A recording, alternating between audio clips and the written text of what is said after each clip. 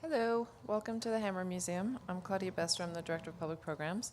It's my pleasure to welcome you tonight to tonight's Hammer Forum on the realities of exactly who is paying U.S. federal income taxes these days, with Pulitzer Prize winning journalist David Cay Johnston and tax law scholar Edward Kleinbard, and moderated by Ian Masters. The Hammer Forum is a series of public discussions about current social and political issues, and it's made possible with the generous support of Andy and Branya Galiff. So on to tonight. Our moderator is Ian Masters, who's going to introduce our guest speakers. Ian is a BBC-trained broadcast journalist who's covered national security affairs for over 25 years on public radio. He's the host of the Daily Briefing every Monday through Thursday at 5 p.m., as well as Background Briefing on Sundays at 11 a.m., all on KPFK 90.7 FM. Ian has been a senior fellow at UCLA's Center for Strategic and International Affairs and the UCLA Center for International Relations, and was a consultant to the Center for National Security Studies at Los Alamos Laboratory in New Mexico. Please join me in welcoming Ian Masters. Thank you, Claudia, and all of you for coming tonight to hear about who pays taxes and how much they pay.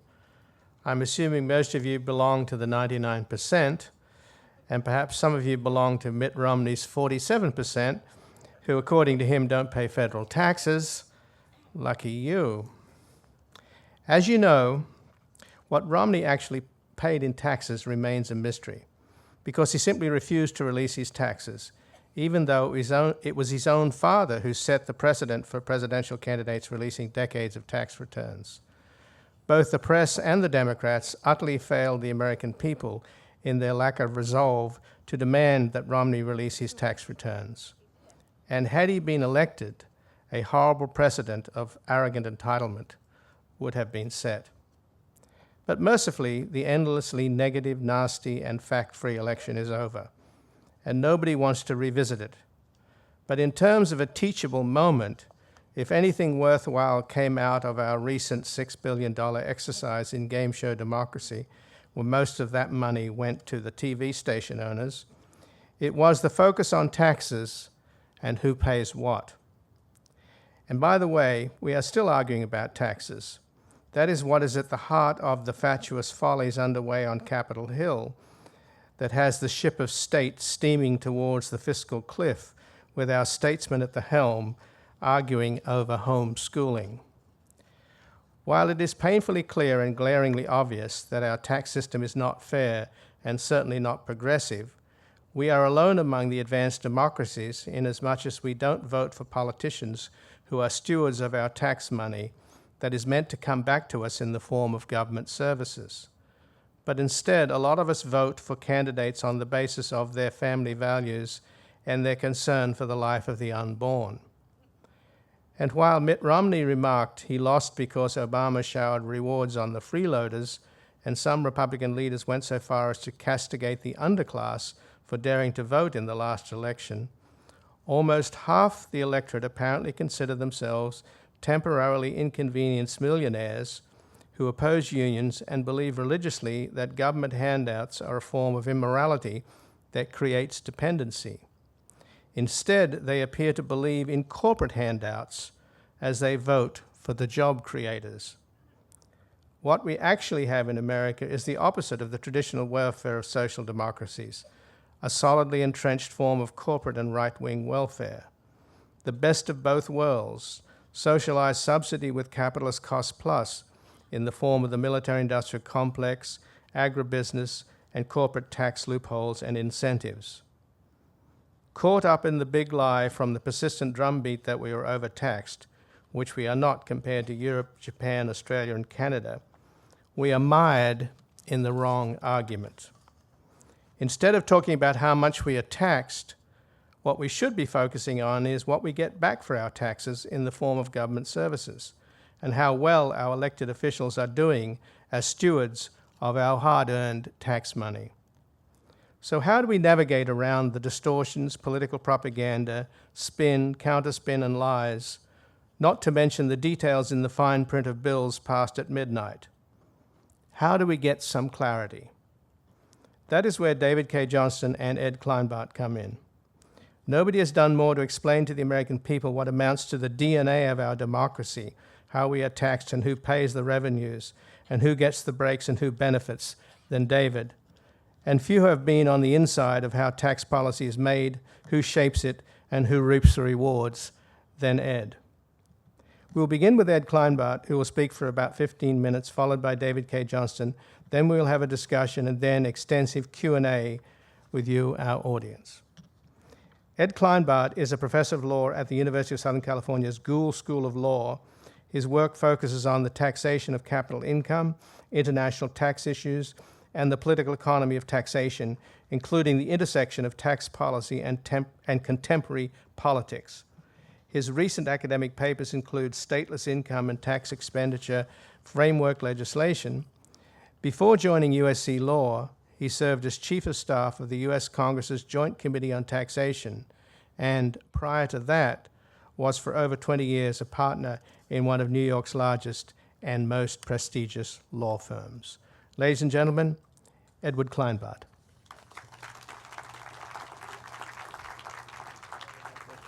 Thank you, Ian. Thanks very much.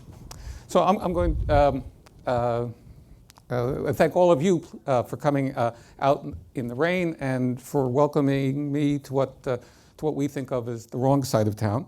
I'm going to really just try to do two things in my 15 minutes, and we can do more during Q&A.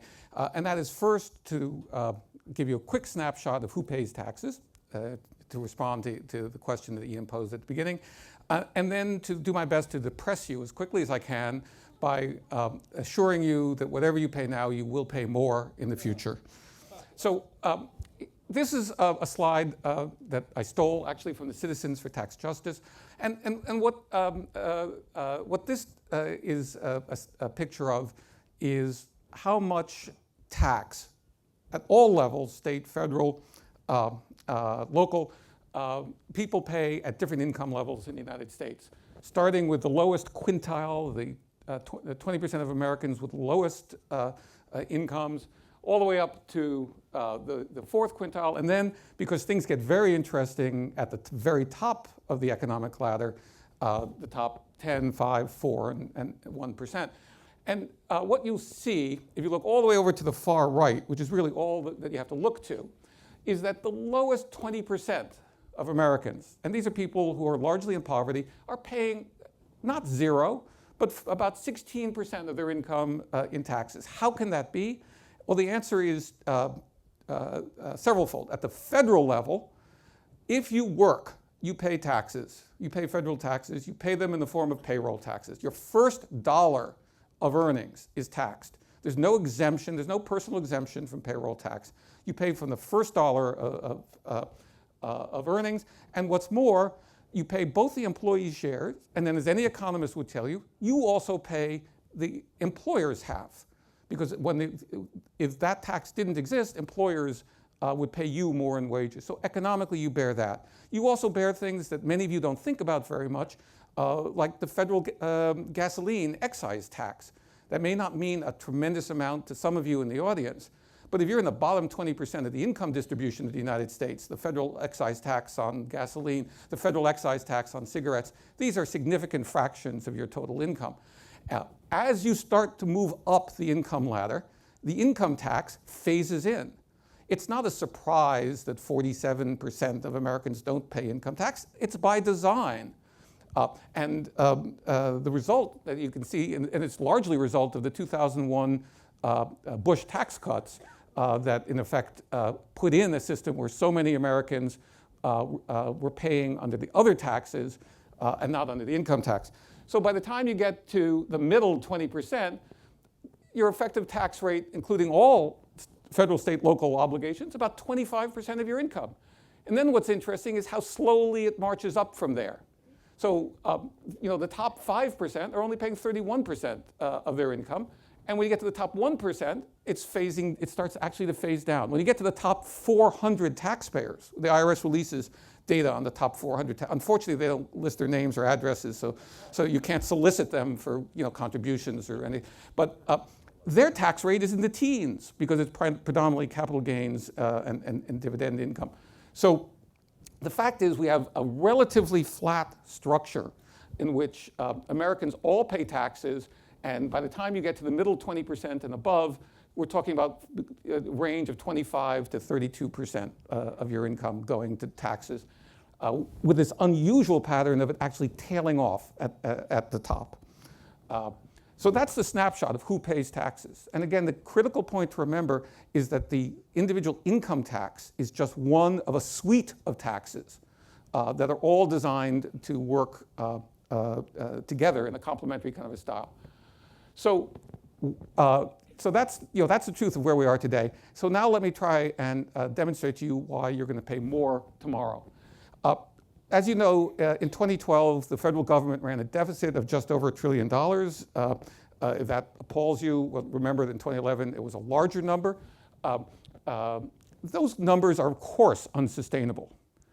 Now, we don't have time to go through it in this little talk, but the principal reason for these gigantic numbers is not some massive new government programs, but the fact that we've had the largest economic collapse since the Great Depression. And it turns out that if you have the largest economic collapse since the Great Depression, tax revenues fall because people have less income. And indeed, if we collected income at our usual levels, we would have had $700 or $800 billion more a year in revenue, even under our depressed GDP, than we do today. So not only is GDP not growing the way it ordinarily would, but we collect much lower tax than was true historically. But nonetheless, there's a fundamental problem here. We have the U.S. federal budget is out of balance. So what should we do about that? Should we cut taxes? Should we cut spending? Should we raise taxes? And it turns out, as we'll see in a second, that we have much less choice in the matter than you might think. So obviously, many of you might raise your hands. I recommend cutting spending, you say, because that won't affect me. And yet, it turns out we have less choice than you might think. The key in talking about this issue is to think carefully about the dimension of time. The solution for the short term is not the same as the solutions for the long term, and is not what we need to think about in the medium term. Each of those time horizons, the next 2 years, years 2 to 12, and then the long term thereafter, each of those needs to be thought of separately, and we need to think in terms of bridges from one to the other. So the short term is dominated by this very unfortunate term of the fiscal cliff. It's a poor metaphor. It does not reflect what's going to happen on January 1st. You're not going to wake up on January 1st and see a nuclear wasteland out your front door. You're also not very likely to see a deal. I mean, but it's not going to be a nuclear wasteland. It's going to be a situation in which the government is going to find it very difficult to operate because the spending cuts that automatically come in are going to be very difficult to apply immediately. But from your point of view, you know in your hearts that sooner or later a deal is going to be reached. And if it takes a couple of weeks to get there, life's going to go on. These are the components of the fiscal cliff. There are a lot of moving pieces to it. But again, the principal point is that there is no drop-dead date associated with them. There will be a solution at some point. There is only one drop-dead date in all of this. That genuine drop-dead date is the debt ceiling. The debt ceiling, and I don't want to sound too much like Ian here for a moment, but it is reprehensible that the debt ceiling be treated as a matter of political negotiation. The debt ceiling, if we were to violate the fiscal cliff, nothing immediately happens. If we violate the debt ceiling, the world does come to an end. Our credit rating is destroyed, enormous financial consequences that I would tell you about, except you'd run screaming into the streets. Just a genuine Armageddon. And there is no excuse for using that as a matter of political negotiation, because all that the debt ceiling represents is Congress authorizing Treasury to pay for the spending that Congress has already required the executive to spend. The executive has no discretion about spending. People don't seem to understand this. There's no discretion whatsoever. Congress authorizes and appropriates money. The executive must spend that money. Congress has a so-called mandatory program, an entitlements program like Social Security.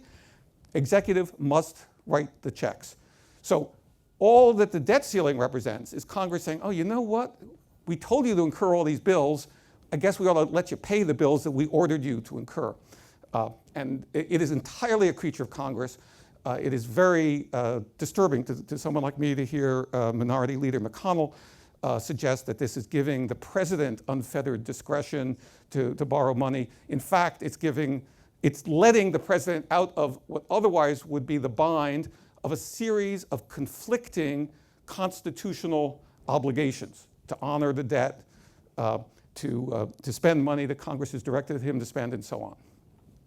Long term, we all know what the long-term issue is. That's entitlement spending. And in particular, long term is all about health care, as we'll see in a minute. And I'm going to say virtually nothing more about it because I don't have any great solutions. But the key, to my way of thinking, is that whatever we do on entitlements is going to be phased in very slowly. We know this from experience. The last time we did a major Social Security reform, we phased it in over 30 years. So we're not going to fix entitlement spending next week or next year. Whatever we come up with, whenever we come up with it, we're going to phase in. And in the meantime, we've got to finance the government we know, getting from here to whatever there is. So therefore, I think the 10-year horizon is really the critically interesting period. And it seems to me that it would help everybody if you understood what's involved. The Congressional Budget Office, nonpartisan, 100% reliable, has projections under which our deficit problems are solved. If you read the CBO official projections for the future of the economy, there are no federal deficit problems 10 years from now. We'll be running deficits of well less than 1% a year, perfectly sustainable. And that is because the CBO makes certain assumptions about government taxes and spending, the so-called baseline assumptions. The CBO baseline assumptions are that all the Bush tax cuts expire. And that turns out to drive most everything.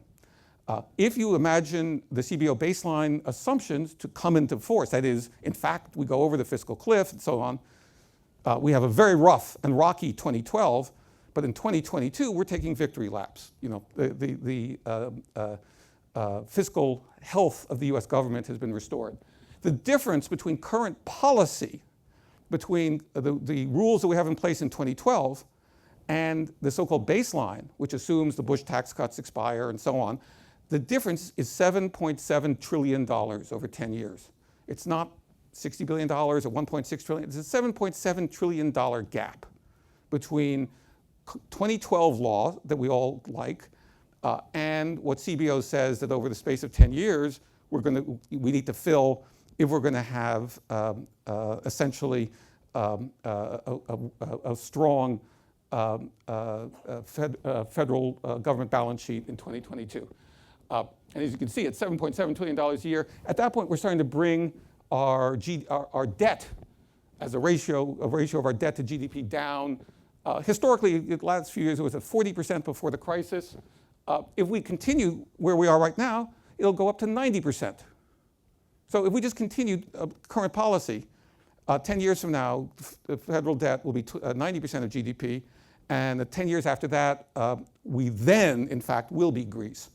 So we have a period of time where we can do something, and it is a period of time when we need to fill the gap enough to start bringing down the ratio of debt to GDP. So very quickly, why not cut spending? Well, here's the quick view. This is a slide, again, all from the Congressional Budget Office, all nonpartisan, highly reliable. And you can see here, this is mandatory spending. This is Social Security, Medicare, Medicaid. The large spike at the beginning of this enormous economic collapse is not because more people were claiming Medicare. It's because of unemployment benefits, which also are counted as mandatory programs. It's all the emergency social spending programs, particularly unemployment, that causes this spike. But then we're going to revert to this long-term trend of up from about 9% 10 years ago to 14% of GDP, of the country's total income in 2022. Discretionary income has been a long-term downward trend. We had the one spike because of the ARRA, the Recovery Act, which was $850 billion infusion into the economy. You know, get over it. Once, it was done. It's time to move on.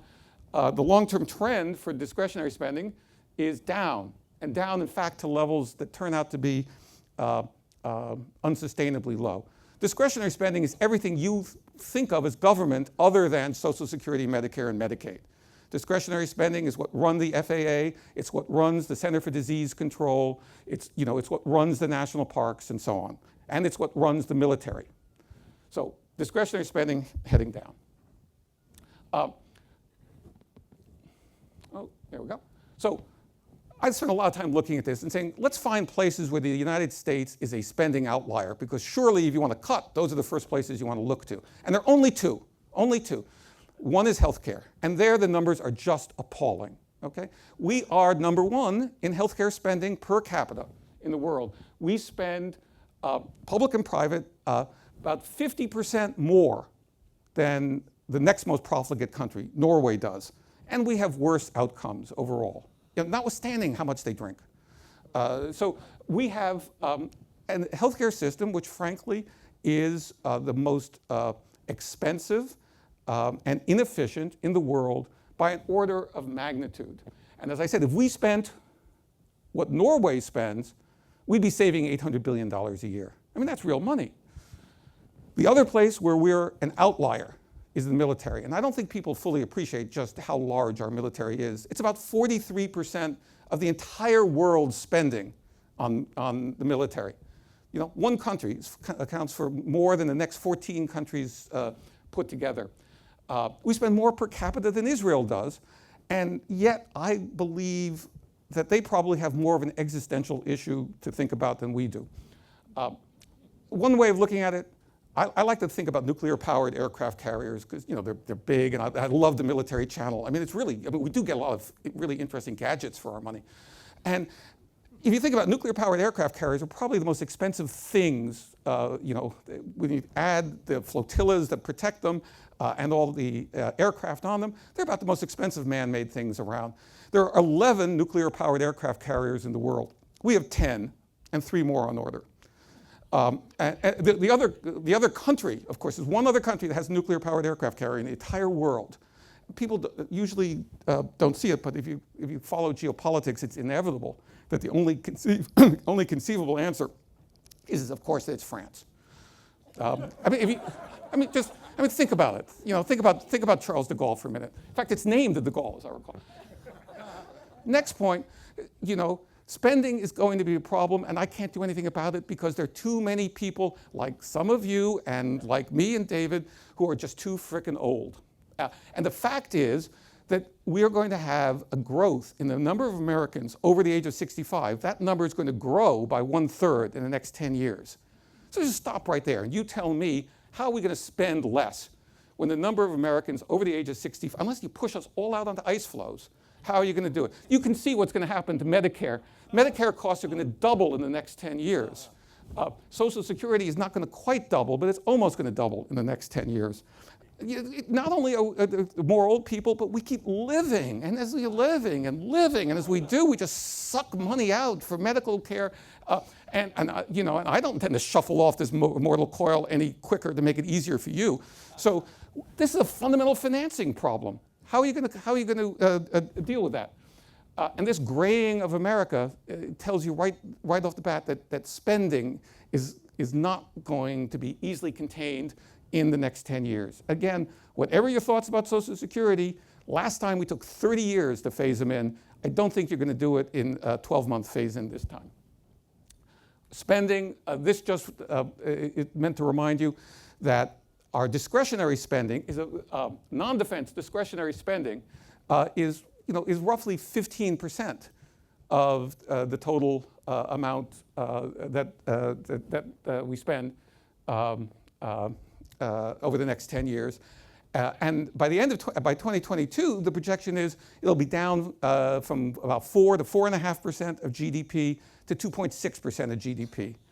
You know, you can't even run a third world country on 2.6% of GDP. I mean, you know, unless you want to give up national parks, Center for Disease Control, and air traffic controllers. This leads me to the inevitable conclusion that there isn't a lot of fat on the spending side. And instead, we have to think about the tax side. If you've got a $7.7 trillion gap from the rules we're used to in 2012 to the kinds of combinations of spending cuts and higher taxes that we need in order to end up with a strong balanced budget or close to balanced budget. And we can't do it from spending. You have to do it from taxes. Those are the only two levers. And there, the Bush tax cuts by themselves are something like $5.5 trillion over the next 10 years. That's the difference. Just to remind you, what the administration has asked for is $1.6 trillion in higher taxes on the most affluent Americans. There's a very large difference, obviously. In fact, one can easily calculate that there's a $3.8 trillion difference between that and what the entirety of the Bush tax cuts involve. If we were to let all the Bush tax cuts expire, if we were to follow the CBO baseline, as they call it, our taxes collected, federal taxes collected, would be 21.4% of GDP in 2022. What does that mean? Well, historically, before the crash, we were averaging over the 40 years previously federal tax revenues of about 18.4% of GDP. So we'd be paying 3 percentage points more. But again, given the graying of America, I don't find that number, frankly, to be terribly surprising. Can we afford it? Well, at the end of the Clinton era, we were paying about 20.4% of our national income in federal taxes. And that, remind you, was a time when the government was running surplus and the economy was still going gangbusters. So it's perfectly affordable. And to put this in context, I looked at the data for the OECD, which is the Organization of Economic Cooperation and Development. The OECD is like a trade association of the 33 major countries around the world. And they have staff and they do all sorts of helpful data. They actually mail out report cards to different countries. And it turns out that when you look at the OECD data of the 33 countries, the US is the 4th lowest total tax burden. And that includes everything, federal, state, and local. We're the 4th lowest tax burden of any country in the OECD. We're keeping company with Turkey, okay? The Scandinavian countries are actually, are close to 50% of national income going as taxes. So there's no question in my mind that a tax burden equal in the aggregate to the kind of numbers that the expiration of the Bush tax cuts for everybody would imply is frankly affordable. Would we do it next year in 2013? No, because the economy is still fragile. That's what phase-ins are for. But as a target, unfortunately, these are the magnitude of numbers that we have to look at. So then you might say, okay, fine, we have to raise taxes, but let's raise them on corporations. I won't bother you with the Wall Street Journal sort of editorial board point that corporations are people too, which is true. I mean, in the end, when corporations pay taxes, they come out of some individuals' pockets. We don't have time to talk about whose. But the fact is, that's not going to happen. The corporate tax revenue to begin with is very small. In good years, it runs at $300 or $400 billion a year, whereas personal income tax and payroll tax is over $2 trillion a year. So the corporate tax base is much smaller. And you're not going to be able to just extract the kind of numbers we're talking about from the corporate base. Moreover, the US corporate tax rate is way out of alignment with world norms. I am a great believer in world norms. Corporate tax rates are going to come down, not up. And it's therefore very implausible to me that you're going to raise revenues from corporate America. And so therefore, it's got to be a tax that's visited directly on individuals. And it comes down, therefore, to two choices. You can choose, I don't care which, but if in fact you want a country that has a functioning government in 2022, either you're going to sign up for a value-added tax, a national sales tax type thing, on top of the existing income tax, not in place of it, Or if you don't like that, and it's the only thing I know where the Senate of the United States a couple of years ago passed a non-binding resolution voting 100-0 that the Senate would never approve a value-added tax. So I took from that that was probably not a useful avenue of academic research. Either we do that or we address the so-called tax expenditures, spending through the tax code. And one of the most remarkable features of the last election was that Governor Romney, in effect, opened the door for the first time in recent memory for the Republican Party to say that raising revenue by curbing disguised spending that is embedded into the tax system is nonetheless consistent with Republican norms.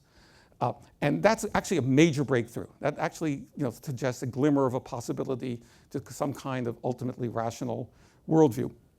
And then when you look at this kind of hidden spending, what I'm describing are subsidies, government subsidies, where instead of getting a check mailed to you each month, the way Social Security is mailed to you, instead of that, the government gives it to you in the form of a lower tax bill.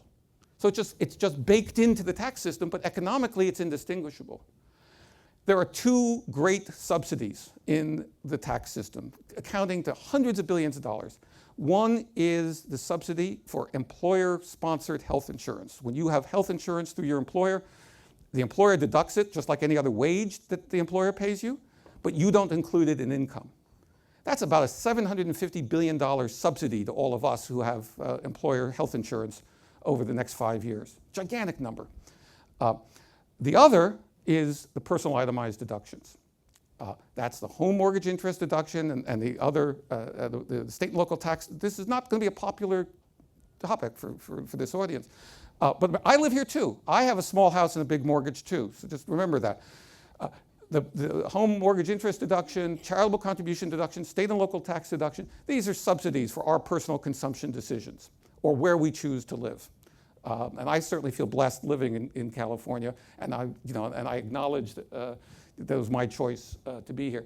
If you add them up, the home mortgage interest, the constellation of subsidies for home ownership is about another $750 billion over 5 years. All of the personal itemized deductions run at the rate of about $1.2 trillion over the next 5 years. So there's a gigantic amount of money in the forms of subsidies. It's as if literally our personal income tax was twice as large as we all believe it to be. And then the government was writing checks to us equal to about half of what it collected. And of course, those checks are distributed in an upside down manner. The more affluent you are, the more you get by the way of subsidies from the government. And what kind of a crazy system is that? That the more you make, the more the government subsidizes your home ownership, for example. And that's why I say that, I'm always told, well, these are political sacred cows. And the answer is either we corral the political sacred cows of personal itemized deductions, the home mortgage interest deduction and so on in particular, or we let them stampede over us. Because this is the only place where we can raise the kinds of revenues we need to and fix the code and keep tax rates from going up still further beyond the expiration of the Bush tax cuts. I have a plan where I use this money to, in effect, fix other problems with the code while preserving the rate structure of letting the Bush tax cuts expire, and it actually kind of works out neatly. Last point, some of you may think, oh, no, home ownership it's all about helping out, that guy in his first home. The technical term for that argument that's used in academic circles is bullshit. It is simply not true. The data are clear. What this little graph shows is how much in this dark line here, how much of the value of the home mortgage interest deduction is claimed by starting from 0 to up to 100% of the deduction, by the value of the deduction. And this is starting from the lowest income American at 0 and lining everybody up to the highest income American. And what this is saying is that 80% of America, the bottom 80%, which is most of us, and includes by definition the entire middle class, which is around, oddly enough, the middle class is around the middle, which would be 50. gets about 20% of the benefit. The other way of saying it is the top 20% of Americans get 80% of the benefit of the mortgage interest deduction. And so with that, I'm going to stop and leave time for David. Thank you, Ed. David Cay Johnston is a professor of law at Syracuse University and the president of Investigative Reporters and Editors, an education organization with 4,200 members. A 13-year veteran of the New York Times, he won the Pulitzer Prize in 2001 for reporting that uncovered loopholes and inequities in the U.S. tax code, and he has uncovered so many tax dodges that he has been called the de facto tax enforcement officer of the United States. He wrote the best-selling books Perfectly Legal and Free Lunch, and his latest book is The Fine Print: How Big Companies Use Plain English to Rob You Blind. Ladies and gentlemen, David Cay Johnston. Well, good evening, and thank you all for coming out in what, by the time we leave, I suspect will not be such a wonderful evening. When I worked at the LA Times, they had a rule that had to be a weather story on the front page every day because Bill Thomas said it's the only thing we all share. Little ad, my latest book, The Fine Print, which will scare the dickens out of you. Everything that Ed just told you is absolutely correct. And now I know why Ed went first. Because he didn't tell you how really bad it is. He left that to me to be the bad cop. We have very serious problems, all of which we can solve in this country if we want to, but we're not focused on them. And one of the biggest ones is, and I believe our tax system is central to this, is that all the income gains in this country are going to the top. This is a chart I did for Reuters when I was a columnist for them. You will notice that over this period of time, this is in real dollars, that the number of jobs in this country went up very briefly after the Bush 2003 tax cuts. That's when we were all selling houses back and forth to each other through toxic mortgages, and then fell sharply. 5.5 million jobs. Every 33rd person in America who had a 34th person who had a job in 2008 went all of 2009 with no work, an entire year. About 90% of those people went all of 2010 with no work. At the same time, if you look at the second line, the median pay line, the orange one, you'll notice that in 1999, it's essentially at the same point that it is in 2010, and the 2011 data has just come out, and it's up a tiny smidgen, but it's gone essentially nowhere. It's insignificant. 1/3 of the people with jobs in America, 51 million of the 151 million workers, make $15,000 a year or less, and their average income is $6,000. Now, many of those people are students, they're retirees, they're people who work part-time. Nonetheless, that's a big number. Half of Americans make less than, in round numbers, $500 a week. 75% make less than $50,000, which is less than $1,000 a week. Only 1% make $200,000 a year. But there are thousands of people, many thousands, who make over $1 million a year. This is median wage per worker, and that should say in 2011 dollars. It's fallen since the year 2000 by 2.5% or $682, more than a week's pay. Now, this is a very important chart, and let me explain why. In the year 2000, a former and failed tax shelter salesman named George W. Bush said, elect me, put in my tax cuts, and you will all be better off. And in October of that year, you may recall the economy was starting to fall apart. The stock market had peaked in March and April. So I called the Bush campaign and said, you know, this promise that everybody will be better off if you elect me, are you sure you want to stick with that? I mean, you're putting ads on TV right now saying, you know, the economy's falling apart, don't elect that guy from Tennessee. This was taken as a hostile question. And I was told, no ifs, ands, or buts, you'll all be better off if you elect me. Well, no, actually, not on this measure.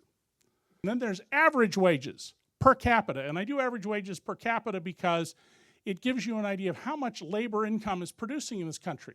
The population has been growing much faster than jobs for a long time now, and lo and behold, the median wage per capita in 2010 dollars down by roughly a week's pay. I'm sorry, by 2 weeks' pay if everybody had a paycheck. Now, this is a comparison similar to the one that Ed showed you of the median worker, rounded to 26,000, and the top 400 taxpayers in the last peak year of the economy.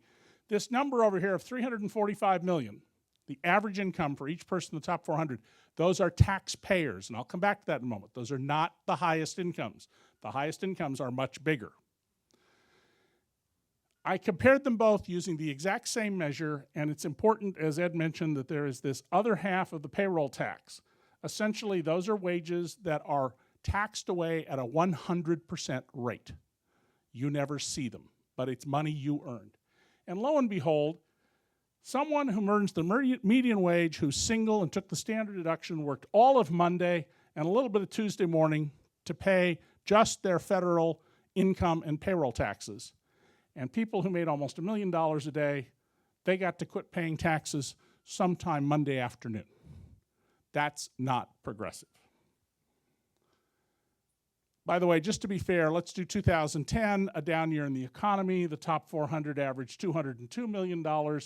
Their rate is still 20%, and 6 of the 400 paid 0 federal income tax. And this is income tax per capita. And I don't know how often people write and email me constantly saying, well, income taxes go up. Every time we cut tax rates, income revenues go up. The government has more and more money. No, it doesn't. Per capita, adjusted for inflation, we're down a third, $1,400 less. How are you going to run a country, an ever more complex and, as Ed points out, graying country, with a 1/3 drop in the individual income tax and the corporate income tax down a little bit? This is a chart that I did that just compares 2000 to 2010 to show the same thing. This ran in Tax Notes, where I was a columnist, and I'll go back to being a columnist for them in January. And I did this chart because I knew it would provoke people to say, well, that's not fair. 2000 was a peak year in the economy, 2000 is a down year. And I then wrote the next column, trough to trough, let's do it from 2001, a down year in the economy. And lo and behold, the total individual income tax, $1.228 trillion in 2010 dollars, was down in 2010 to $899. That's a drop of 27%. So this includes the Bush tax cuts in the first year and the bad year of the economy, 2001, and we still have this enormous drop. By the way, you'll also notice Social Security and Medicare tax dropped. Why? What I just showed you. The wages aren't growing. Now, not everybody's income is down. This is the Federal Reserve. This is profits of corporations, and you'll notice this huge drop 1 year. That's because if you are the head of a big company and an opportunity comes along like this, you don't want to waste it. So if everybody expects you to have a bad year, that's when you go to your chief financial officer and say, everything you got that's a mess that we've been sort of papering over and ignoring, take the loss now. Nobody will punish us if you take the loss now. These profits are huge, and they are a core part of our problem. It's not that we don't want corporations to earn profits. I want profitable companies. I'm going to show you in a moment why it's a huge problem. Yeah, I'll tell you what, I'll do it right now. You may have heard in the news last summer, because it got a lot of attention, that American corporations were sitting on a record amount of liquid assets, cash and near cash, things they can turn into cash in a day or two. $1.7 trillion, a record amount of money.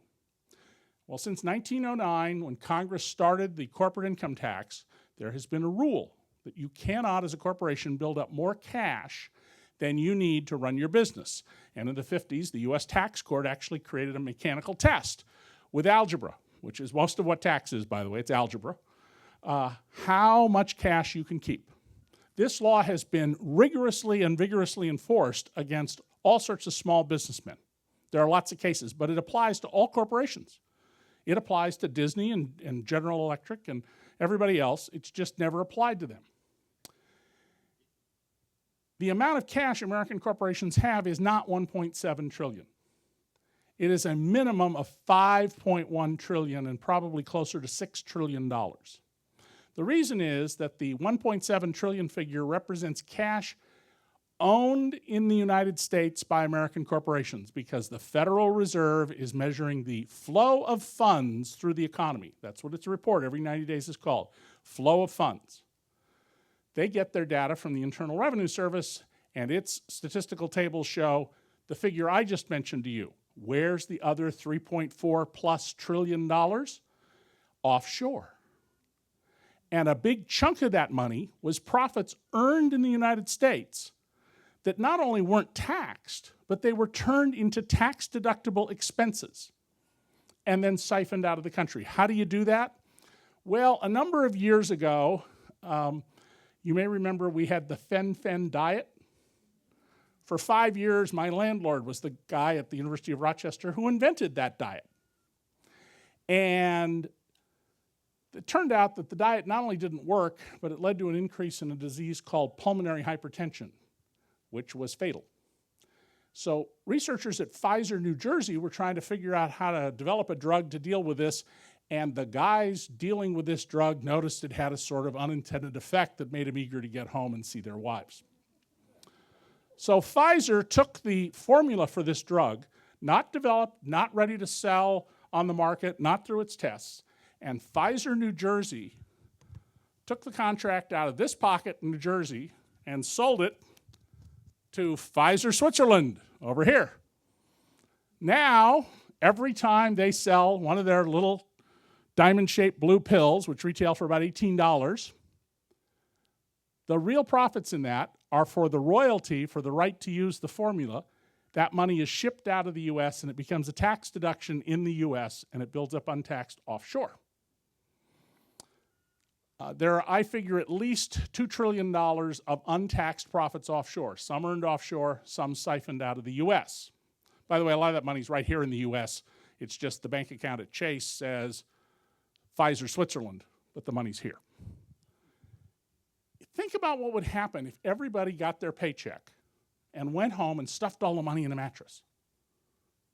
Any of you own a little business? What would you think if everybody in your community suddenly pulled money out and stuffed it in a mattress somewhere? Or they went and put it in a savings account and they didn't use it to buy goods and services. It has a terrible effect on the economy, which is one of the things our tax code is encouraging, because it turns out in 1986, Reagan signed a law passed by both Republicans and Democrats in Congress that said, you know that rule on how much cash you can hold? Asterisk, doesn't apply to profits held offshore. You can have unlimited amounts of cash offshore, and lo and behold, we have seen since 1986 an explosion of cash held offshore, some taxed, some not, but encouraging this kind of behavior and companies following what the law says. Now, the fact is that in this country, we have developed a culture that worships corporations. We have developed a misunderstanding of what a corporation is. Corporations exist to limit liability and encourage people to take risk.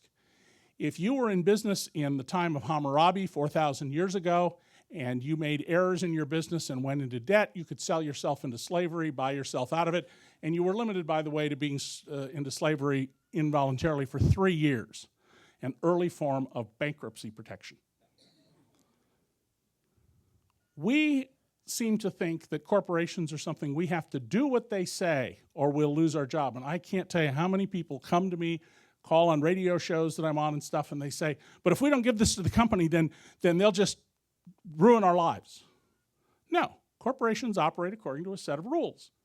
And we need to have a set of rules that get us the proper benefits of that. We want to reduce risk, encourage innovation, and promote competition. Well, here's what among a few things corporations have done. They are not material in terms of the dollars, but they go to the issue of who pays taxes. Since 1986, pipelines have been able to organize themselves not as corporations, but partnerships. Partnerships don't pay corporate income tax. Instead, the profits flow through to the investors who own the company. Under the first President Bush, the first Texas oil man in the White House, the Federal Energy Regulatory Commission adopted a rule that said even though you don't pay the corporate income tax, you can include it in your monopoly rates, which we regulate. Well, the consumers of pipeline services, who turn out in this case to be Exxon and British Petroleum, took them to court and said, you can't do that. There is a doctrine in the law known as just and reasonable. A utility, Southern California Edison, a pipeline, anybody like that. A utility must charge just and reasonable prices, and the owners are entitled to just and reasonable profits. And the argument was, this is a fictitious expense. It doesn't exist. It inflates your actual after-tax return 75% because the company gets the taxes on top of their profit, and that means they have extra profits, so we have to pay them more to cover the taxes on the profit, and then we have to gross that up again for the taxes on the profit, and it works out at the time to be 75 cents on the dollar extra. This got to a judge named David Centel in Washington, and he and a panel said, you can't do that. It's a fake cost. If we start putting fake costs into things, there's no end to the mischief. By the time this case was settled, the second Texas oil man was in the White House, the guy who failed as a tax shelter salesman because that's a business that requires an incredibly tight attention to detail, something the man was not particularly known for. This time, they set up a new process called a policy statement. And it's very important that they did this. It's a little issue of regulatory law. It allowed the oil companies, because there was no rate case, the pipeline companies, to meet privately with the Federal Energy Regulatory Commissioners and their staff. If there was a case going on, they couldn't meet with just one side. That would be improper. It would be an ex parte meeting. Once they had worked out in these meetings the policy statement, then they announced they were having a case. They said everybody has 15 days to file. You get to file one paper, 15 pages long, and there'll be no replies. And then, surprise, surprise, they voted 5-0 to say, you can include the corporate income tax in your rates. And this time when it got to the same judge, he said, you know, I don't understand why we're even including taxes in these rates. It makes for a lot of mischief, but you know what? It's not the position of the court to question the wisdom of this agency, so you now pay the corporate income tax to these people who pocket the money. It's not a lot of money. It's 3 cents a day from every one of you for the rest of your lives. By the way, 3 cents a day from every person in America for a year is $3.3 billion. Now, I wrote a little short piece about the same company that got this trying to do it in California, and 250-word item I wrote caused 3 separate people to call the PUC in San Francisco and ask if they could speak on this at the next meeting, and that killed it. So the fact is, you can change things. It's saving every one of you 25 cents a year, inflation adjusted, for the rest of your lives. Not a lot, but you know, better than getting hit with a stick. Now, this is part of the biggest trend in tax in America, the diversion of tax dollars from public purposes to private gain. Roughly a third of Walmart stores and large numbers of Home Depots, Staples, Targets, Lowe's are built with tax dollars. And my book, Free Lunch, details how this works, but basically the sales tax that you pay at the cash register is kept by the owners of the store. The store is technically owned by the government. There's a bond mechanism. Once the bond is paid off, then the sales taxes start going to schools and police and fire. Another diversion. It isn't here in California yet, but it's coming. In 20 states, 2,700 companies, every big brand name company you've ever heard of, every big bank, every automaker, both foreign and domestic, Goldman Sachs, which earns over 1% of all the profits in the United States, Electrolux in Sweden, communist Chinese banks, all have deals that allow them to keep the state income taxes they withhold from their workers' paychecks. Now that may sound really far out there, but that's what these deals do. And you know, the workers don't have a clue. And the reason is, once the taxes are withheld from your check, as far as the states that are involved, you've paid your tax. Then they give a tax credit to the company equal to the taxes that the workers owe. And just in case some smart union guy, if there are any unions left, says, oh, well, we'll just organize to not have the money withheld, most of these laws are written that they calculate what should be paid. So if you wait till the end of the year to write a check to the state, that check actually just goes to your employer. But we literally now have corporations taxing their workers, which means if you don't work at one of these companies, you have to bear part of the burden of that. There's less money to pay for parks and schools and public health and all of these other issues that we need. There are numerous devices that I've been exposing of these diversions, and they are growing, and they are growing rapidly. And while the total dollars now are not that great, here's what they work out to for state and local subsidies right now. Almost $1,000 a year for a family of 4. $80 billion a year, the New York Times says. I've been saying the $70 billion figure that a study had shown is too low. $70 billion is $900 a year for a family of 4. Money you are being, one way or another, forced to turn over through these subtle means to these other companies. It's like what Ed showed about the upside-down subsidy. Now here's how much we worship corporations. This is from Bloomberg. It shows that when we had the bailout, this is how much money we put at risk. It is not what we spent. We put at risk, if everything had gone to hell in a handbasket, $14.7 trillion to rescue Wall Street. By the way, $14.7 trillion was the entire output of the entire American economy for the entire year of 2009. It is the equivalent of 2,200 years of women, infants, and children's nutrition program you may have heard some people in Congress want to get rid of. It is 840 years of the program we have in place now to replace welfare as we knew it, temporary assistance to needy families, where you can get 5 years of help, a program that has flooded the market with low-wage workers, mothers with multiple children. It's more than 50 years of Medicaid and more than roughly 33 years of Medicare and 21 years of Social Security. We're talking in Congress that we have to cut, quote unquote, entitlements, and we have money to take this kind of risk on behalf of business. By the way, included in this stuff, and I tell about in my book, is an outright gift of $5 billion to Goldman Sachs that you made that you've never heard about. Okay, you can kill this thing. We are, like it or not, undertaxed, and it is making us poorer. We are using up our infrastructure. How many of you have had to realign your car in the last year? Well, you know, as somebody who voted for Prop 13 when I was young and stupid, that's what I call the pothole tax. I just had to spend over $100 last week to have my car's front end realigned once again because the roads are full of potholes. Funny thing, you go to Sweden. My wife and I went to Stockholm when I was doing research for my book. We spent 3 days where we stopped and we asked police officers and bus drivers and city road crews, we need to find a pothole to take a picture of it in the streets of Stockholm. You won't find any. If you listen to Rush Limbaugh, you would believe that with their high taxes, no one has any money, the buildings are falling apart, the stores have no goods, people are in terrible misery. So you go there, and what do you find? The streets are in perfect shape, the buildings look beautiful, the stores are packed with people, you have to wait to get a seat at a table. And I interviewed 12 bus drivers who it turned out every single one of them owned 2 houses free and clear. Anybody want to bet me $1,000 that you can find 2 bus drivers somewhere who own 2 houses free and clear on a street corner? I don't think you're going to find them not owning houses like that.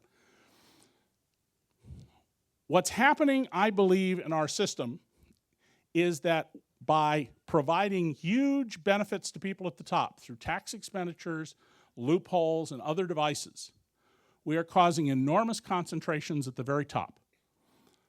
We have people in America now who own personal jumbo jets. Sheldon Adelson owns 2, remember the man who kept Newt Gingrich alive?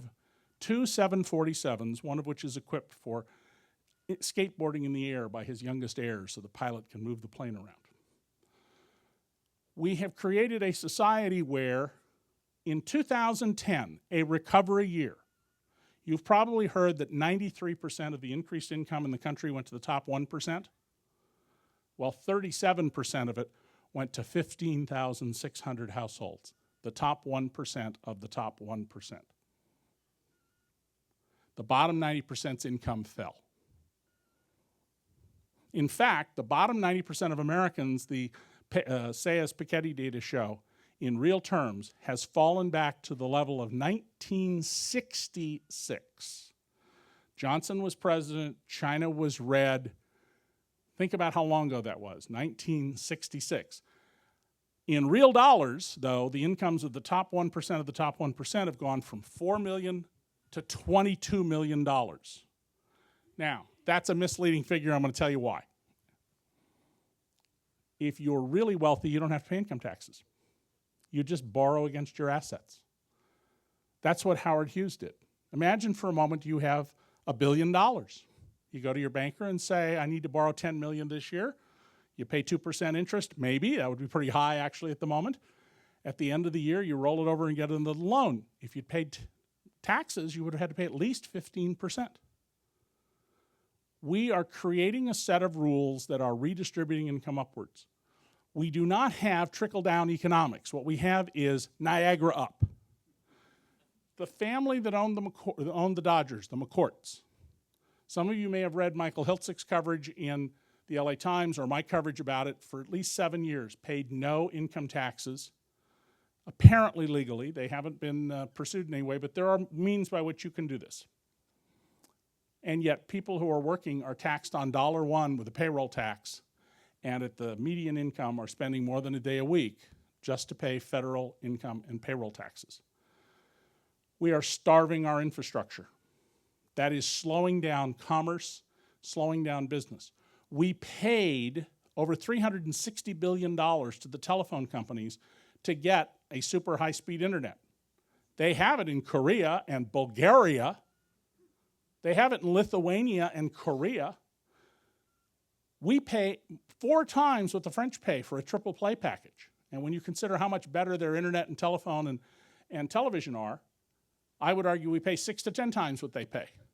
We are creating a cartel. We now have Verizon cross-marketing with cable companies and AT&T cross-marketing with DirecTV, the cable, the satellite company.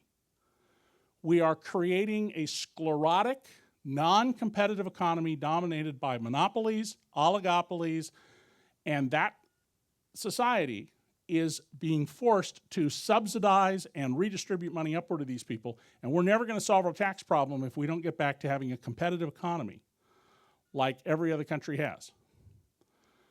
Now, you may say, well, we're broke. We can't afford to do this. Well, what if we hadn't fixed the 10 freeway back, was that 20 years ago? When we had to fix it after the earthquake? Remember how horrible it was to drive while the construction was being done to rebuild it just directly south of here? You wouldn't be able to get to work at all, as opposed to how long it takes now. If we don't dredge channels, you can't bring ships into the Long Beach and Los Angeles harbors. If we don't maintain our infrastructure, we get poorer. And if we continue our policy of turning college, which was free when I was growing up in California, into a huge money-making lending business, then we're really in trouble, because my students include young people who come here from other countries who are paid by their governments to come to my classes. Not sure that's a good investment of their money, but they're paying their students. They're not putting them into debt like we are. So we need to fundamentally rethink our entire system. Your taxes are going to have to go up, or we're going to get poorer. And we need to recognize that we've created a system now where a significant number of people are able to have high incomes and pay no taxes. The latest IRS data shows we've gone from about 300 such people back in the 80s to 35,000. That's 0.6% of people in the top 2% pay no income taxes. So, thank you. Well, quite a lot to think about here. So, just in terms of the broad picture that you gave us, Ed, the need for increased revenues, the need for everybody to be taxed more. So does that put to rest this persistent ideology that seems to have captured Washington, that more taxes mean higher taxes depress economic activity and growth? Really important point. So It's always, as my late father used to tell me, it's always better to be rich and healthy than poor and sick. And so by the same token, all things being equal, lower taxes are better than higher taxes. But the evidence for lower taxes leading inevitably to more economic growth really isn't there. When you look at the actual data, you find essentially no correlation over the last 50 years in the United States between what the tax rates were on the one hand and the economic health of the country in that year on the other. When I began practicing law, the top tax rate on individuals was 70%. I'm not that old, this wasn't when Calvin Coolidge was president. And the fact is people worked hard and tried to make a lot of money then, and they do now. Tax cuts never pay for themselves. Thoughtful economists on the right acknowledge that. Greg Mankiw, for example, would say that tax cuts suggest that the revenue hemorrhaging is somewhat less than might at first appear, but you still lose money. The government still loses money when you cut taxes. Conversely, when you raise taxes, the government doesn't necessarily keep 100 cents of every dollar that it appears nominally to be raising, but it collects a lot. And in fact, it turns out that labor income in particular, how hard we work, is remarkably insensitive to tax rates. Many of us cannot go to our employers and say, well, now that tax rates have gone up, I would prefer to work 92.3% as hard, please. It's just not how the world works. So the correlation is very hard to find. So, David, there's a bit of inconsistency here with Ed saying that that corporate taxes were not a low-hanging fruit. You, on the other hand, are making a case that the corporations basically own the world.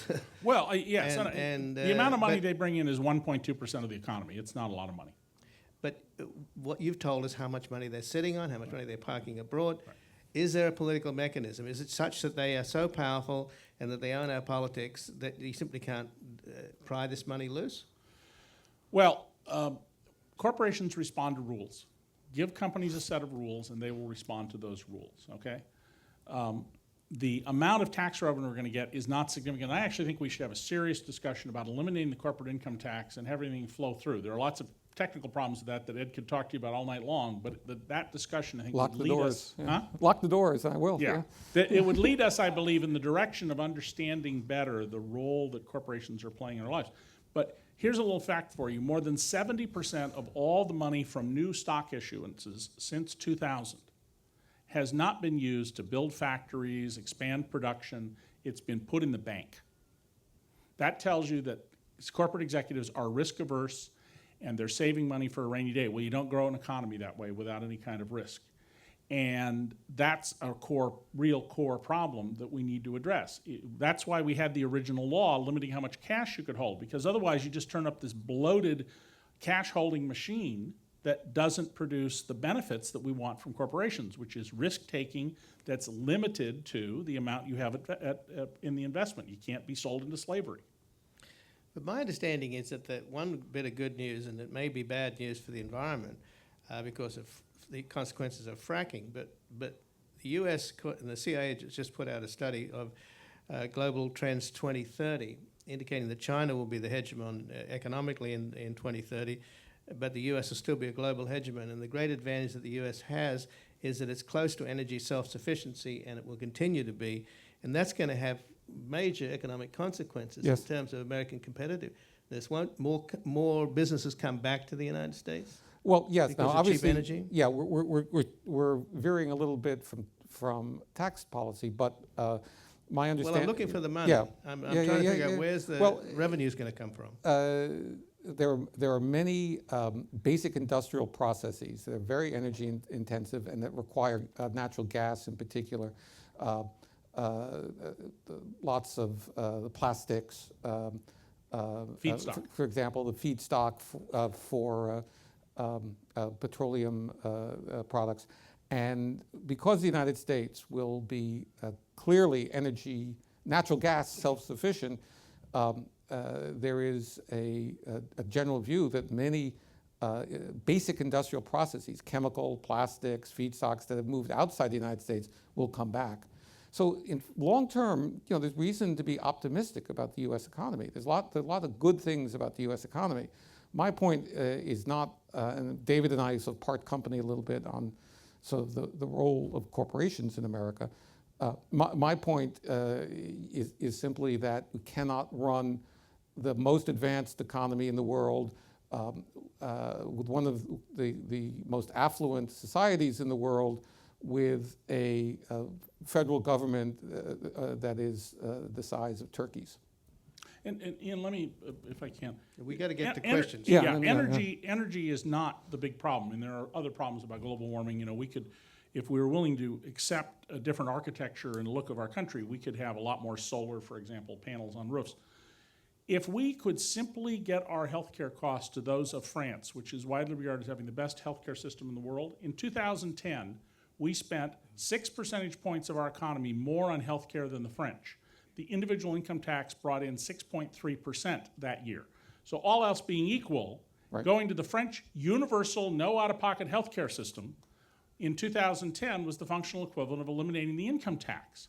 For every purchasing parity dollar, comparable dollar, that the other 33 modern countries in the OECD spend on healthcare per capita, we are now spending $2.64. They have healthcare. We have sick care, disorganized, profit-driven, and at least 45,000 unnecessary deaths a year. It is an immoral, inefficient system. But changing that isn't a tax issue, it's a cultural issue. We have to get people to recognize that this is an enormous drain and waste in our economy. And by the way, the place to do it, I believe, is small business owners, because I'm part owner of a small business with two of my sons. And I don't know why in the world I have to spend 1 second of my time thinking about healthcare. It doesn't matter what religion my workers are. It doesn't matter what their sexual orientation is. It doesn't matter what their political beliefs are. It doesn't matter what color their skin. But by golly, whether or not they need an angioplasty is my business. That's nuts. And it costs us money. It's destroying the country. It is the number one problem we need to fix. So let's go questions. Let's get questions here, because I don't know that we have a lot of time. Hi, thanks. I asked this of Robert Reich in Berkeley, and he wouldn't answer, so I hope you will.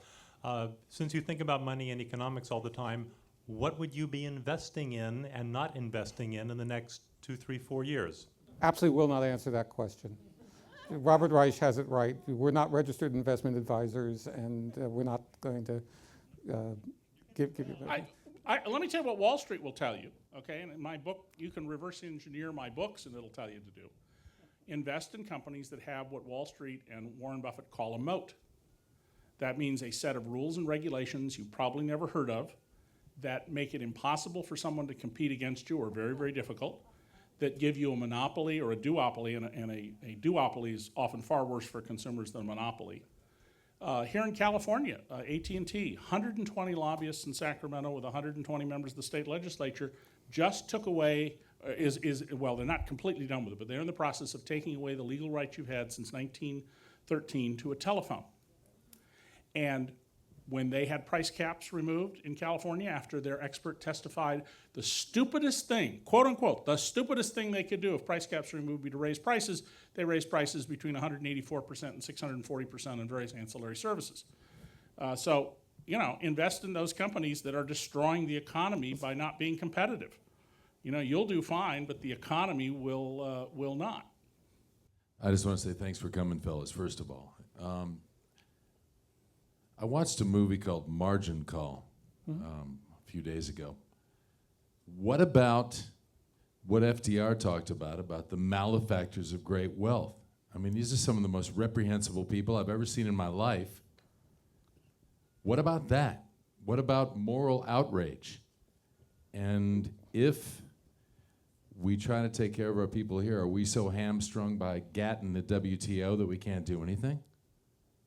Well, this is an area I know actually a lot about, because these great malefactors were my clients way back when, before they became official malefactors, and many of them bear a very close resemblance to human beings. In fact, they are I don't think they're great. They're all great malefactors. There are some, but the larger point is, if you feel outraged, then you all collectively need to express outrage. We had the Occupy movement. It died out. If you really believe that, it's not up to people on this podium to make it happen. It has to be a collective movement. And in fact, that collective movement died out in the United States over the last 6 months or so. Yeah, but the Department of Justice has not tried anybody. Right. No, I appreciate that. But Actually, that's not quite true. Well, Holder claims they've prosecuted a couple hundred people, but he won't say who. right, right. By the way, my books are full of moral outrage. It's one of the things I get criticized for. But look, people respond to the incentives and the rules in front of them. The rules define society. We need to get the rules changed. The whole idea of the United States of America and the 6 noble purposes in the preamble to our Constitution is we make the rules. We got rid of slavery. You know, the reason it says as the first purpose of the Constitution, a more perfect union, that was how the people who hated slavery justified the compromises they made. We got rid of slavery. Women got back the right to vote, which they had in some places in colonial America. We got child labor laws, despite the Jerry Falwells of 100 years ago saying, you know, it is God's plan that these children work in these factories, and those of you who want these laws are working with the agents of the devil. We got environmental laws, signed by a Republican, Richard Nixon. We can solve this problem, but Ed is exactly right. If you get organized, do something about it. It's our job is we're trying to tell you about things, and there's nobody in America who understands better this stuff than Ed. I mean, he really is the absolute top of the pile in terms of knowing how this works. 2 questions. First of all, the first question has to do on tax rates. You're collecting, both of you guys, but this guy, you're collecting roughly 18%, right, of GDP, right? So why don't you just make an 18% tax and tax everything with no deductions, no exemptions? Number 2 is, number 2 question is, you said something, the median wage was, I don't know, $500 or $600 a week? The median is half make more, half make less. Okay, suppose that all government workers work for that wage, because we're paying for it. Okay. Why should they make more than they're our servants, we're their masters. So let's start with Obama all the way Okay, well, down to the... let me go first, and then Ed can do it. And let me deal with the second question first. The government doesn't hire clerks and dishwashers. The federal government hires highly trained scientists. You want to catch criminals? You need people with forensic knowledge. You want to go back to the days when any idiot could be a police officer, or you want the people you give a gun and permission to shoot people to have a college degree? We pay for, no, most police departments in America now have college degrees, ma'am. And I say that as the guy who, many of you in the audience probably may remember, I'm the guy who changed the reputation of the LAPD when I was at the LA Times in the early 1980s. The government hires people who have very specialized skills, and they're not going to earn average wages, and they earn far less than they can in the private market, okay? Far less, far less. Okay. No, come on, you're talking too much. Can we, somebody will have to take this lady out of here soon, because... So understand that the government hires many, many people who have advanced degrees and a significant amount of knowledge. The top auditors at the IRS make $150,000 a year. They have to have accounting and law degrees, and I'm sure Ed will tell you that in fact, I just heard at my law school, beginning lawyers now on Wall Street are back to $160,000 a year, whereas these people were at the peak of their careers in their 50s. So government employees are not cheap, and Ed can deal with that part, and then we'll go back to the first one. Yeah, so let me take the government employee part of this. When I was chief of staff at Joint Committee on Tax, I had a staff of about 45 professionals. Roughly half of them were PhD economists. The other half were trained lawyers with decades of experience. The top salary was, can't remember exactly, there's a statutory cap for federal employees, something like, I think it was about $175,000 a year. That's about right. Each and every one of those lawyers could have been making double that in private practice. PhD economists had other job opportunities as well in the private sector, and they weren't at the top salaries by any means. So the fact, as David says, is that government wages are if you adjust for the relevant experience and required academic prerequisites and skills are not radically different at the federal government level. I'm not going to sit here and talk about, what do bus drivers make. I don't have any views on that. I can tell you at the federal government, if you do a strict comparability, it remains the case that government employees are a bit lower compensated than private sector counterparts. With respect to your other point, so two points. One, right now we're collecting 15.4%. The 18.4 was sort of the average, but because of the economic collapse, we're collecting a lot less. Just keep that in mind. If we were collecting 18.4%, we wouldn't have $1 trillion deficit. And the short answer is that we use the tax laws for lots of purposes. And you could take an average across all people in all circumstances, and that's what you're doing when you're saying 18.4% of national income. But the fact is we want a progressive tax system in this country, at least most people do. We want to tax highly affluent Americans, not just at the same rate, multiplied by a larger number, but at a higher average rate than someone making at the low end of the economic income spectrum. And that requires some kind of individuation in the tax system. Similarly, we want to help out through things like earned income tax credit, child credit, struggling low-income families. All of those issues are run through the tax code. And for that reason, both because of progressivity and because we use the tax code to deliver some fundamental social services, you need an individuated tax system. And let me give you the historic principle for this, okay? The oldest surviving principle in Western civilization is progressive taxation. It was the invention of the moral basis of progressive taxation by the Greeks 2,500 years ago that caused them to create democracy. Progressive taxation is the, depending on how you want to view the facts, either the parent or the twin of democracy. And the Greeks' reasoning was as follows. The only reason you can be wealthy in ancient Athens is because it has a government with rules that define what is your property and what is someone else's. It has a judiciary to settle disputes. It has a way to enforce these mechanisms. It has a military to protect your wealth.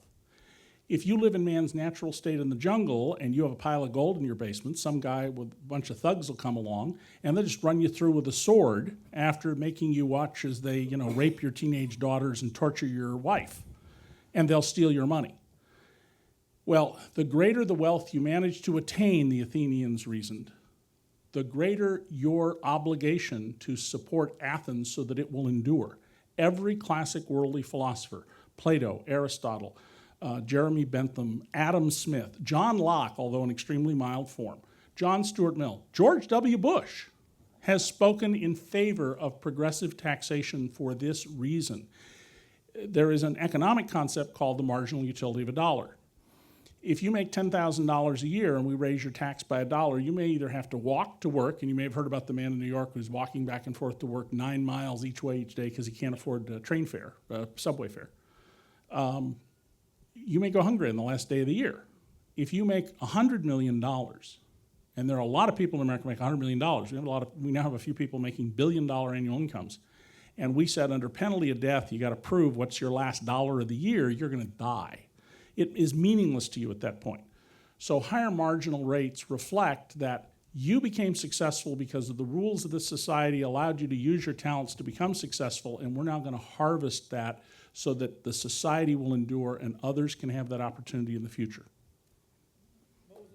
I'm just wondering I have no life. about your opinion about Obama in this new term. He really was not very effective in penalizing a lot of these people that the Goldman Sachs and these things that committed these massive frauds on American people.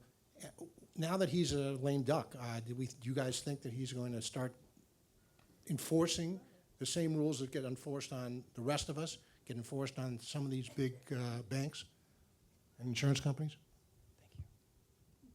Yep. You go ahead. You go ahead, David. Okay. I'll just say that that there's a difference between a campaign and an administration, and the president has, I think, candidly demonstrated that he is a fine campaigner, and the jury remains out as to whether he will be able to run as good a good administration as he did a campaign. There were, the FBI and Justice Department data showed there were more than 3,000 felony convictions in the savings and loan scandals, 1,000 of them of insiders, and you remember all the people who went to prison. Bill Black. That's Bill put Black away. who promoted all that. And I was saying until a few days ago there have been 0, and then Eric Holder said, no, there have been hundreds. But the White House, the Justice Department won't name anybody, which tells you, by the way, they're probably low-level little people. That's not just the fault of the administration. Obama pointed out laws have been changed. This is something the news media hasn't been covering, and that gets lost in the rhetoric about quote-unquote deregulation, which is a unicorn. There is no deregulation. There's just new regulation. But many things that were crimes 20 years ago in the financial world are no longer. And what we have done is created a system where we have separated reward from responsibility. And that's what the securitization of these loans was about. So it's very difficult in many cases, in fact, to prosecute. On the other hand, Obama has surrounded himself with people who come from Wall Street. Under Obama, we got 100% expensing for corporations, which never came before. You can build $1 billion factory, you can write it all off. It dropped to 50 this year. It goes back to the regular rates next year if there's no deal. He's an extraordinarily business-friendly president. He's not friendly to hedge funds and private equity guys, but to corporations and particularly manufacturing companies, he's incredibly friendly. And I think that reflects the culture. It reflects culture. Charlie Beck, the police chief of LA, was asked today on the Pat Morrison show by a caller, where are the big cases the LAPD used to bring? And he immediately deflected the question. We have a society where we're not bringing the big cases against folks who are bad, but let's remember also that people respond to the rules. And the real job is not to catch the malfeasance, it's to structure the rules to have a stable, growing, secure society. Well, as a culture, though, we still worship wealth, don't we? Martin Luther King said that he hoped that his 4 children would grow up in a world where they would be judged not by the color of their skin, but the content of their character, and instead we created a world where we judge you by the content or presumed content of your wallet. My question is going to be about culture. And David, you seem to be envious of the French and the money they spend on healthcare. But aren't you taking, or are you not forgetting that there's a different culture in the United States as compared to France? They do eat cheese and drink their wine and all the rest. But the obesity rate is, I think I read somewhere it was 7% or something. Whereas in the U.S. of A., you're looking at 30%, and we know that the amount of food that you eat in lifestyle. Yeah, but you see what I'm saying. So I think your point. I think you've raised a very, very good point. Look, I'm not suggesting, I don't want us to become Sweden, even though if you go there you don't see potholes and things like that. We're Americans and we have a particular culture. But I do think we should be thinking about what is the most efficient, effective way to achieve public purposes. All private wealth is built on a foundation of commonwealth. You can't make money if you don't have a commonwealth that provides you with roads and all the other infrastructure, all the legal infrastructure. And so in the case of the French and their healthcare system, the fundamental difference between the French and here, I got sick in France once. And I went, and when I got all done being treated, I pulled out my wallet with my LA Times medical card and said, where do I go pay? And the doctor goes, oh yes, you Americans, you have this very strange idea that doctors should also be businessmen and accountants. Here in France, doctors just practice medicine. Au revoir. Now their system relies too much on pills, in my view, but they are spending a lot less. And the fundamental difference that I think we need to be debating is the system we have with 50 million people not covered and 30 million more not covered part of each year, with all of the people who become disabled and can't work because they don't get care and are converted from taxpayers to tax eaters and become a drain on our society, and spending 6 percentage points more of our economy than one of the almost next most expensive system, the French, spending $2.64 per person compared to the other 33 countries. Is it worth it for what we have, or should we look at this and say, is there a smarter, better, less costly way to do it, particularly because it'll allow us then to spend our tax dollars on the most valuable asset we have, young minds, on other improvements in our society so that we endure. and Let the me- liberties of the people endure. Let me come back directly to the question of obesity, because it's a completely fair point. Just as a fiscal matter, if the one principal consequence of obesity is adult onset diabetes, it is an awful disease. It doesn't kill you, but it leads to heart disease, it leads to amputations, it leads to one god-awful complication after another. As a purely fiscal matter, if you were to invent a magic pill that cured diabetes, that would be a savings to the United States of hundreds of billions of dollars a year. There's an enormous fiscal cost to obesity in the United States, but I don't have any magical cultural answers for how to deal with that. And David said that if we went to single pay, we'd save real money too. I mean, We could save real money, not necessarily would. It depends on You- the you ha- design. we have a single-payer system in the United States that works not that badly, which is the Veterans Administration. Right. It's not great. It's overstretched. It's not set up to deal with the numbers of young Americans coming back from overseas that it's been asked to deal with.